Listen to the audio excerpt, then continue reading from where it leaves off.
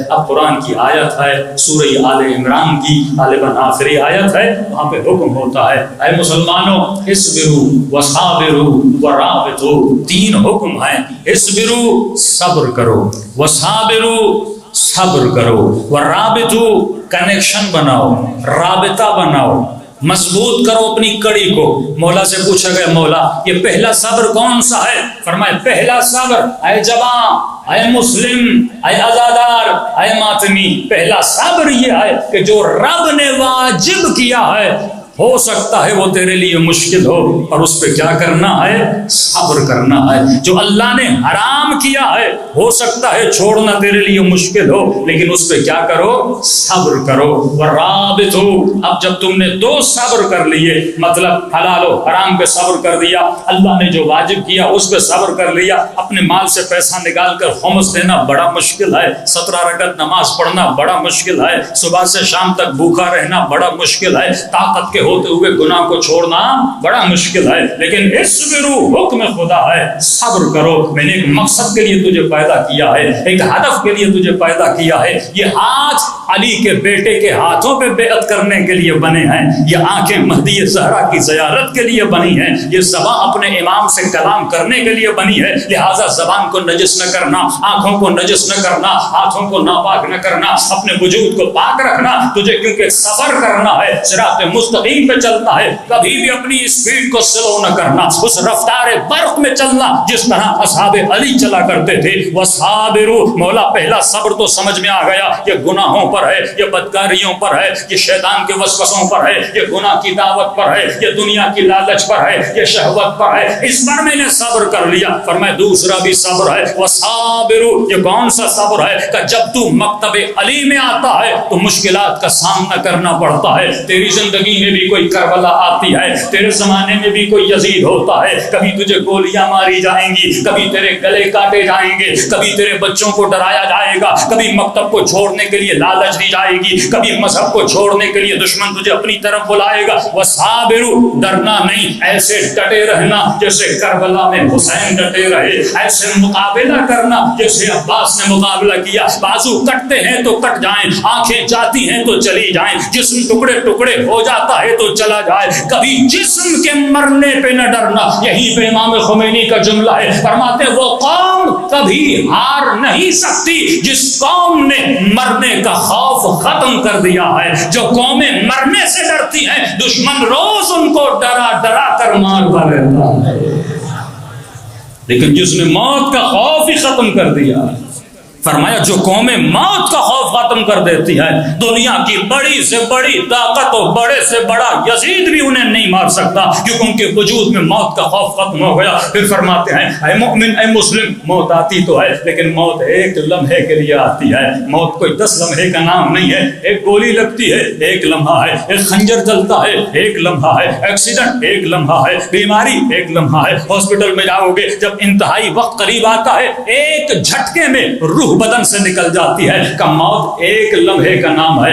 مرنا تو ہمیشہ ہے انسان کو، کہ کل نفس ذائقۃ الموت، ہر نفس کو موت کا ذائقہ چکھنا ہے، وہ ولی ہو، امام ہو، کوئی نبی ہو، کوئی بھی ہو، سب کو موت کا ذائقہ چکھنا ہے۔ تو فرمایا جو موت سے نہ ڈرے، لمحہ تو ایک ہے، آنی تو ہے، تو اگر علی کی راہ میں آئے، حسین کی راہ میں آئے، خدا کی راہ میں آئے، آنی تو ویسے ہی ہے، موت سے کوئی بھاگ تو نہیں سکتا، لیکن اس راہ میں آئے جس راہ میں تیرے اماموں نے اپنی زندگی کو دیا۔ لیکن اگر موت سے ڈرو گے، وہ ایک لمحہ تھا، آنی تھی اور چلی جانی تھی، لیکن دشمن تجھے بار بار ڈرا دے گا، دشمن بار بار تیرا جینا حرام کر دے گا، یعنی ایک لمحے کی بجائے تو بار بار موت کے ڈر سے مرتا رہے گا۔ تبھی قرآن کی آیت ہے ان زعمتم انکم اولیاء اللہ من دون الناس فتمنوا الموت ان کنتم صادقین، تو یہ سمجھتا ہے کہ اللہ کا ولی ہے تو موت کی تمنا کر کے دکھا، تو یہ سمجھتا ہے کہ تو مقام چاہتا ہے تو موت کی تمنا کر کے دکھا۔ تو جو ولی بننا چاہتے تھے اللہ نے شرط بھی یہ رکھی تھی ولی تو تب تک بن نہیں سکتا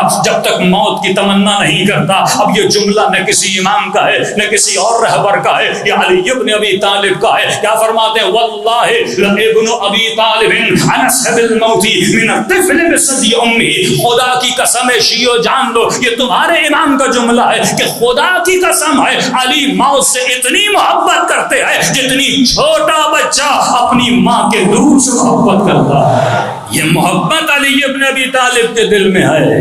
اور حسن کا بیٹا بھی کربلا میں یہ کہتا ہوا نظر آیا کہ چچا موت میرے لیے ایسی ہے احلا من العسل, شہد سے زیادہ میٹھی ہے.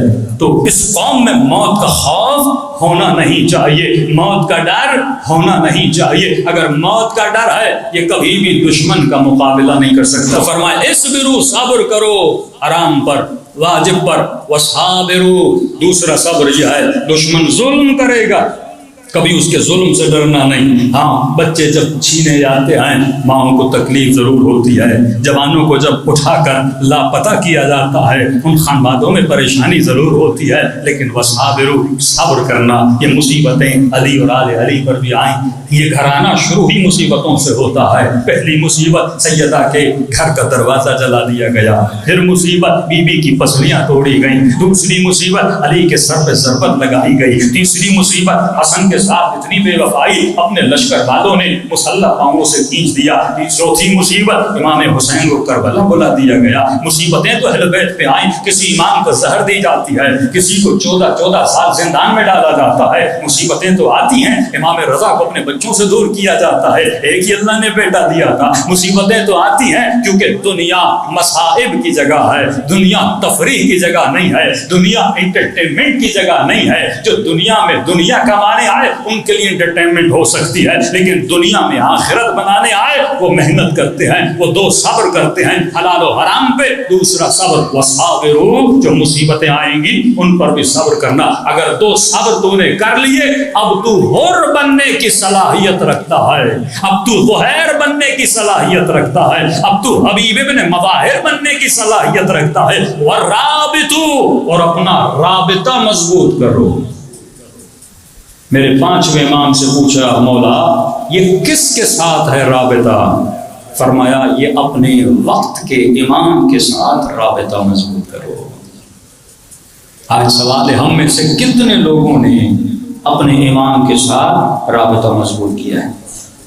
کہ مولانا رابطہ کیسے مضبوط ہوتا ہے؟ علماء فرماتے ہیں اگر کل میں نے مثال دی نا, قرب کی مثال آپ کو دی تھی, فرمایا جب تک تو اخلاق امام زمانہ کو نہیں اپنا لیتا, انسان کو پتہ ہونا چاہیے میرے امام کا اخلاق کیا ہے.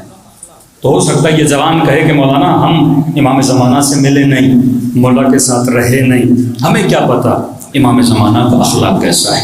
تو اس کے لیے اہل بیت نے شروع میں جواب دے دیا کہ اولنا محمد, اوسطنا محمد, آخرنا محمد, بل کلنا محمد. اگر مہدی زہرا کا اخلاق دیکھنا ہے تو علی کے اخلاق کو دیکھو, اگر اس کا اخلاق دیکھنا ہے مولا حسن کا اخلاق دیکھو. یہ سارا ایک گلدستہ ہے, مجموعہ ہے. کیا تو یہ سمجھتا ہے کہ اخلاق علی اور حسن میں فرق ہے؟